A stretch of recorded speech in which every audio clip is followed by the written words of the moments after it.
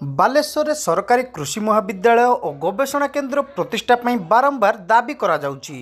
अन्य राज्य में यह गवेषणा केन्द्र बहु अधिक थिबा बेले ओडिशा रे मात्र 3 गोटी गवेषणा केन्द्र रही। बालेश्वर जिला धान पान मीन चाषर जिला भावे परिगणित होउची। मात्र दीर्घ दिन धरी विभिन्न महलर दाबी करा जिबा परे भी आज जाए एठारे एक सरकारी कृषि महाविद्यालय और गवेषणा केन्द्र प्रतिष्ठा होई पारि नाही बोली रविवार दिन बालेश्वर ठारे आयोजित सांबादिक सम्मेलन में सरकारी कृषि महाविद्यालय और गवेषणा क्षेत्र प्रतिष्ठा क्रियानुष्ठान समितिर कर्मकर्ता माने कहिसंती। बालेश्वर एई गवेषणा केन्द्र प्रतिष्ठा हेले बालेश्वर व्यतीत मयूरभंज केन्दुझर जाजपुर भद्रक जिला मध्य उपकृत हेबे। राज्य सरकारंकर इच्छा शक्तिर अभाव और प्रशासनर उदासीनता मनोभाव जोगु सरकारी कृषि महाविद्यालय और गवेषणा केन्द्र प्रतिष्ठा होई पारुनी बोली समितिर कर्मकर्ता माने खबर सह कहिसंती। एपरि एक प्रसंग नहीं संगठन पक्षरु पूर्व सरकार वर्तमान राज्य और केंद्र सरकारंकर कृषि संबंधी पदाधिकारी मानकु अवगत करा जायछि। बालेश्वर जिला एक कृषि प्रधान जिला होइतिबा बेले कृषि क्षेत्र में नूतन ज्ञान कौशल और वैज्ञानिक पद्धति प्रयोग न होबा कारणरू जिले में कृषक परिवार युवक माने कृषि उत्पादन आशानुरूपक लाभ पाई पारुनांती। एपरिक स्वाधीनतार दीर्घ वर्ष पर भी उत्तर ओडिशा रे कृषि शिक्षा संपर्कित कौनसी शिक्षानुष्ठान प्रतिष्ठा होई पारि नाही। तेणु यथाशीघ्र बालेश्वर एक कृषि महाविद्यालय और गवेषणा केन्द्र प्रतिष्ठा पई समिति पक्षरु राज्य सरकार दाबी करा जायछि। समितिर सभापति डॉक्टर केशव चरण पंडा, उपसभापति हरनारायण मडुआल, डॉक्टर खेतीश्वर दास, अपन्ना महापात्र एवं साधारण संपादक चौधरी अभयनंद मिश्र प्रमुख यह सांबादिक सम्मेलन में उपस्थित थिले। आज आम सांबादिक सम्मेलन डाकिथिलु जे आमे गत 3 वर्ष धरी ये विषय रे सरकार को स्मारकपत्र जरिया आमर भारतर महामहिम राष्ट्रपति, ओडिशार माननीय राज्यपाल, माननीय मुख्यमंत्री को आम 6 थर स्मारक पत्र देइचु।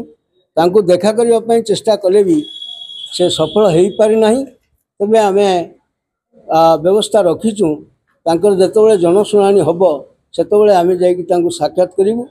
और इतिमध्य से मुख्यमंत्री बालेश्वर गस्त समय बन्या समय आम स्मारकपत्र देइथिलु एवं कृषि महाविद्यालय गोटे प्रतिष्ठा आम जो 3 वर्ष आरंभ करिचु कार्यक्रम से स्मारकपत्र इत्यादि दिखाई। आमर आगुरी थरे पुराना मंत्रिमंडल समय विधानसभा जड़े माननीय नीलगिरी विधायक थिले, से प्रश्न करथिले। सरकार कहले आम पाखे विधिबद्ध प्रस्ताव नाही।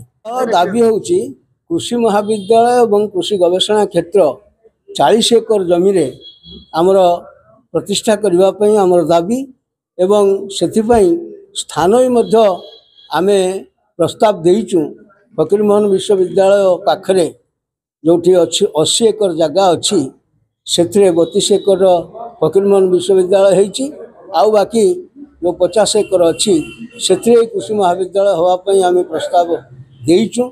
सेटा भी फकीरमोहन विश्वविद्यालय कुलपति सरकार को जन सारी से 3-4 थर आमर कृषि मंत्री सहित साक्षात आलोचना कर सारी।